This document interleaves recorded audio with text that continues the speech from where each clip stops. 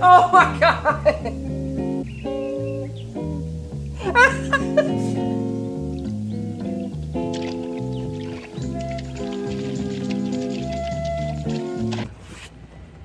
W?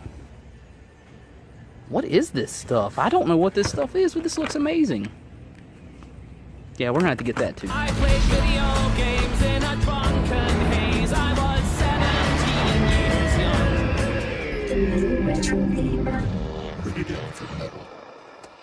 The movie opens on what appears to be soldiers running some drills before abruptly cutting so fast to this dude, I swear. I thought for a minute someone had just put some tape over the little hole and recorded some gay porn over this. Your place has been chosen by the Underworld Organization. Actually, it's just a business deal going down between Gimp Number 1 and Asian Snoop Dogg, whereby this plantation will now be home to the biggest marijuana growing operation in Asia. Now, two things about this scene crack me up. The first is the way he just walks over and grabs these bars.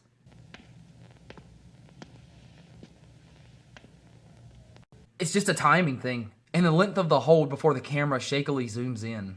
We then cut to R7, D3, K4, fuck, I don't know. Whatever his name is, he's at dinner with his lady. And the only point of this scene is to tell us that she loves him and wants him to give up the gun. You're the only one who's taken me for what I am. Let me just warn you now, there are jump cuts galore in this movie, and my review is going to have to reflect that. Moments later, we find the leather-clad Judas Priest fans at a bar. They have pics all over the place. And another thing, we've already wronged the students dry. Which one of them even said that? Man, there's like 2 jokes here about the speed of this car, and luckily I've already made it in another video. Chuck, man, I think you're going a little quick there, man. Take it easy. Cool, dude. We're burning up the road. It looks to me like we're being followed. Why is this shit so unintentionally hilarious? The cops roll up and an amazing fight scene begins that you really just have to see for yourself.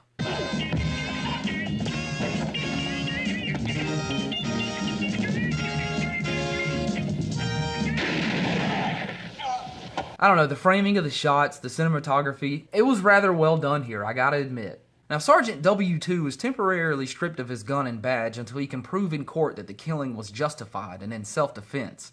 And then these 2 fucking weirdos, and I do mean these fucking weirdos, just look at this behavior.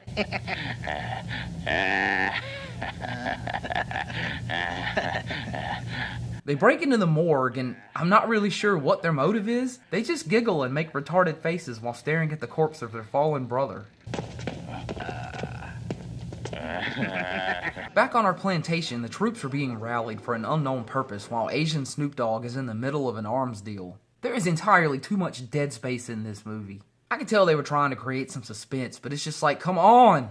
Shown the body of their fallen brother, we're left to wonder how he will take the news, and then we cut to the cop who was just sitting there like a jackass talking to a bird. Ho, ho, ho, ho. When he tells his lady that he was let go from the force, she's overcome with joy. He looks bitter as hell about it, and then he's just like, let's get married. I guess now's as good a time as any. Back on Skull Island, some sort of ritual is taking place with the body, and while some of the police are having a late dinner, some of the goons arrive. She's a real lucky broad. You're quite a catch yourself. She's a real lucky broad. You're a real catch yourself. They get ambushed with every early gunfire sound effect from a 1980s sound library.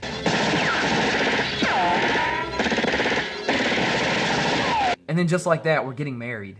Calling on all those present here, witness, confirm and bless the bond of marriage. Later, the couple are ambushed while getting ready to bang. See, I told you sex scenes were pointless in movies, and in this one, they could likely get you killed. The 2 are brought down to the beach for a little 187. Oh, fuck me, did he just... Oh! No! Relax. Easy. No! Those fucking bastards will pay for this. I seriously don't know what to think about this. They'll never get away with this. There's more back and forth between the arms dealing dude, Snoop, more troops marching. Listen, what's important is you're alive. Listen, I just had my dick cut off. I need that gun more than ever. Seriously though, he's angry that the courts haven't found a solution in his case yet and feels resentment that he was the one in harm's way, all while the chief sat on his ass polishing his medals, in his words. Even if I give you back your badge, you will not be assigned to handle the case, Sergeant. Damn, lost his gun, lost his badge, lost his dick. She has a point. Back home, his lady is getting off in the shower because she's feeling unsatisfied. I just gotta say, this is an odd angle this movie has chosen to take. Losing his dick is like such a big part of the plot, so much so, they had a masturbation scene with his wife in the shower, and he gets all pissed off that he can't deliver to her what she needs anymore and starts destroying shit in the other room. Damn it!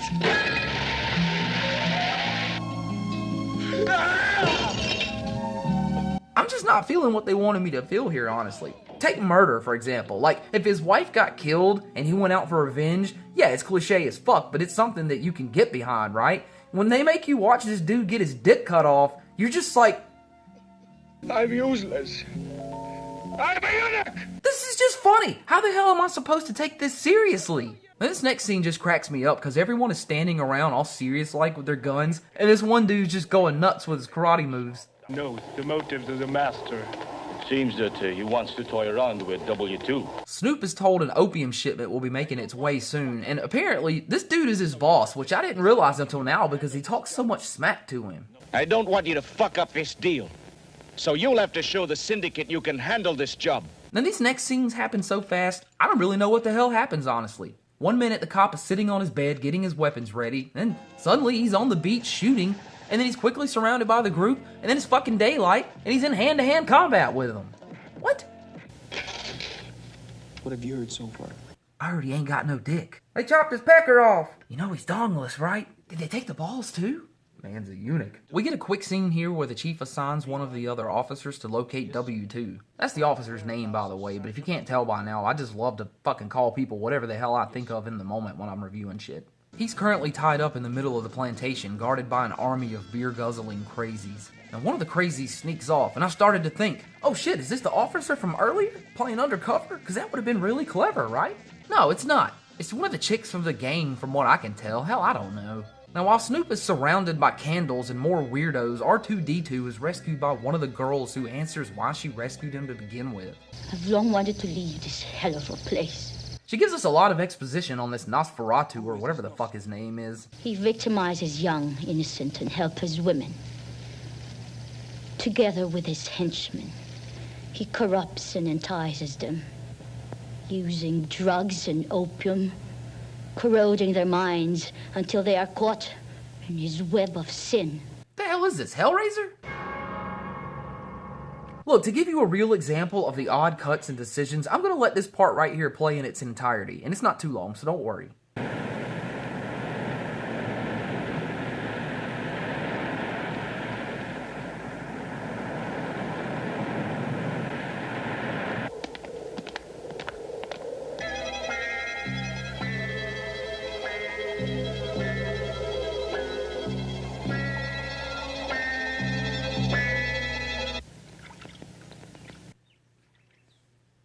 A little later, two detectives stop by R7's house to ask his wife some questions, but all she could think about is dick.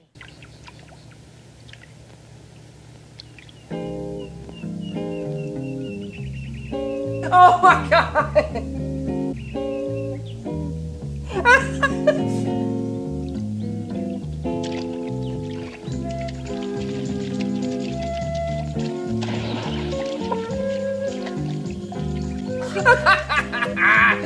Oh god. Good god, how unprofessional is this? This fucking asshole detective who's on the case of another missing dude from his precinct is over here getting seduced by his horny wife. Unbelievable. Oh no. I really don't know what came over us. Right in my house. Get out! God, what the fuck? You see what I mean with these cuts? I guess he came home and discovered them right after. They have a breakdown together. What, damn you?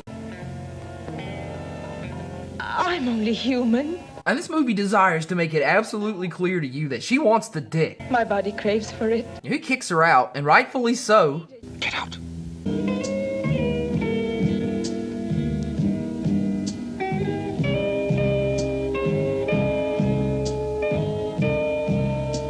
I thought he's gonna blow his fucking brains out at this point. What's disturbing you? Lady, you have no fucking idea. Oh god, what if she has a dick? I swear to god, if that's the surprise this movie's bringing to us. She lets him in on the opium shipment coming in, and we cut to the dock where the goons are getting ready for it. Now they're caught by the cops damn near immediately, and Nosferatu gets reprimanded severely by Walter fucking White. $10 million, Nosferatu. Yes, but listen. Listen, shit. No, you listen. I supply you with guns and everything you need. But for just only one stupid man, everything goes down the drain. This movie fucking lied, man. I would have swore by this cover that this dude was like the kingpin, the boss, the man. But he's getting slapped around by this little bald-headed dude. What the hell? Get those goods back. You understand me, Nosferatu? He's just a damn middleman, and a shitty one at that. Now, we cut to some kids at a nursery school for over-the-top plot purposes, I'm sure. Sister, if I'm good, will I see Jesus? Yes, that is correct. If you are good, you will definitely see Jesus. That's it, guys. Just be good, and you'll see Jesus. Just be good. Yes. Simple as that. So as predicted, the goons take everyone hostage. Kids probably are the only thing this goofy bastard will be able to control. Man, I've been calling this dude Snoop this whole time. I am sorry. I'm sorry, real Snoop Dogg, that for even a second I jokingly referred to this dude by your name. You know you way cooler. Hold on. Now, Chief is reliving his last conversations with Z-14 while parents are giving their information to various officers about their missing children. Will you quit sobbing? God, what an asshole! I'm sorry, but I think if your kids are fucking kidnapped, it's an okay time to sob. Now, Chief gets interrupted by a mother of one of the kids who wants to be involved in the operation, and he just lets her, apparently. That's Voltaire. He gives her and us all the info on the group. Nosferatu was an acolyte of a religious cult. He left, only to establish his own following and engaged in illegal drug trafficking. I don't know what's worse, Cannibal Roller Babes or this? Batman controls our thoughts. He makes us do whatever he wishes. What else does he do? The men are taken to a special place where he frees them of their lust. He cuts their balls off? Now, she's sent in as a negotiator, which astounds the flying fuck out of me. They have agreed to return the opium, provided you leave the country. Imagine that for 1 second. Being sent in by the police to negotiate the safe release of your own child. What?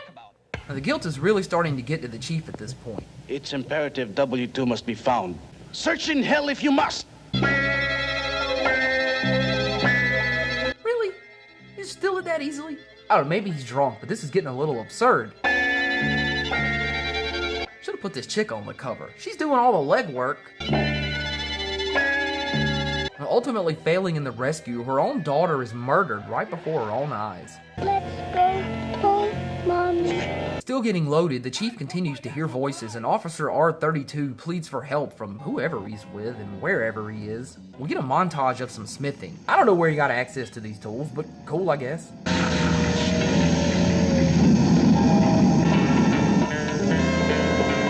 What the fuck? Did he build a car?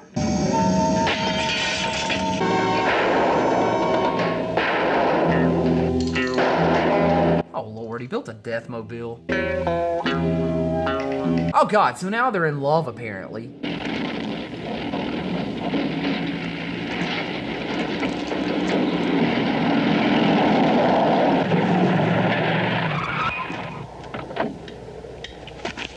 He's ready for the kill. D7 gets ready to kill.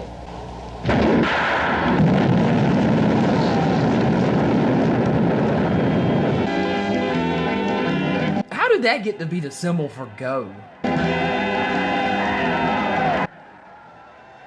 Stegman.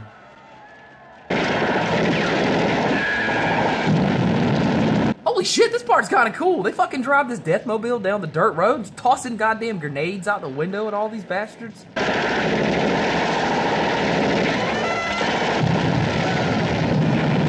Nosferatu gets his ass chewed out again. You're an idiot, Nosferatu.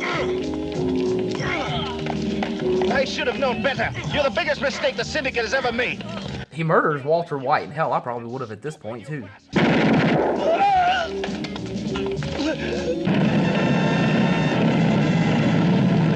What? Shark bikes? Fucking shark bikes? Shark bikes?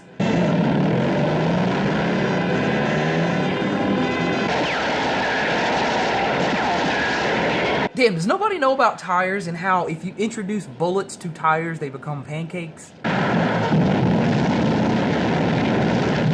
They basically launch an all-out assault on the place and blow the ever-loving shit out of it.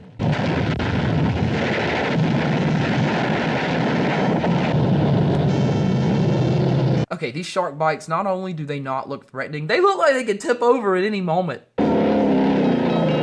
Suddenly, this movie takes a turn for the better as we just get non-stop scenes of ass-kicking, explosions, gunfire, screaming, you name it, man, and officers move in to help. Where the hell they came from, I don't know. Who the fuck cares? This goes on for quite a while the Deathmobile is being chased by a bunch of the goofy-ass shark bites. It just goes on and on and on. People fucking die all over the place, though, so that's pretty cool.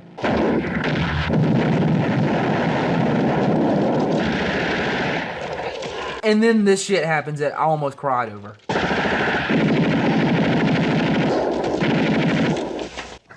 Fucking slides. Let's watch it again. Oh, fuck, man. The frightened kids are finally rescued and all the commotion, and the ass-kicking continues. Finally, W2 faces off against Nosferatu. It's probably gonna suck because the movie's only got like 3 minutes left.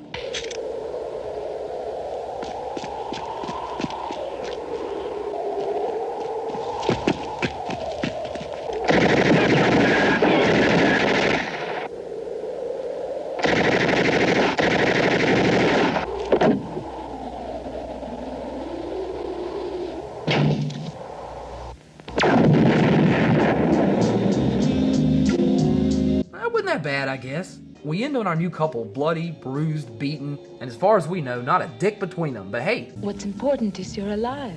There you go, guys, W. I gotta admit, this shit took a turn that I didn't see. I mean, just look at this shit. I know it's kind of hard to see, but goddamn. When I saw this, I was like, this is either gonna be good or it's gonna be really bad, and it's just a little bit of both. I have put this movie up on my second channel in its entirety, so I'll leave a link down below. There's probably a card floating somewhere around in this video if you want to check this out. I highly suggest you do. As stupid as it is, there's some good shit in here that was enjoyable, and it's just a once-in-a-lifetime kind of thing.